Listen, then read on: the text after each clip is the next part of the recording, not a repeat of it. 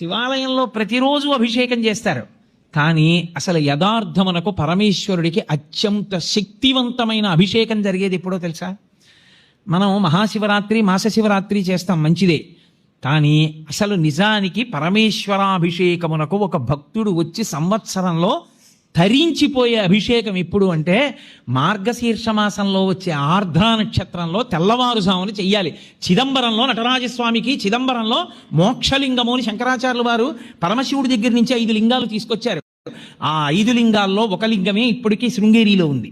శృంగేరిలో ఉండి భోగలింగం అన్న పేరుతో అభిషేకం చేయబడుతోంది. కంచిలో ఉన్నది యోగలింగం, చిదంబరంలో ఉన్నది మోక్షలింగం. చిదంబరంలో ఉన్న మోక్షలింగానికి ఆర్ద్రాభిషేకము అని ప్రత్యేకం చేస్తారు.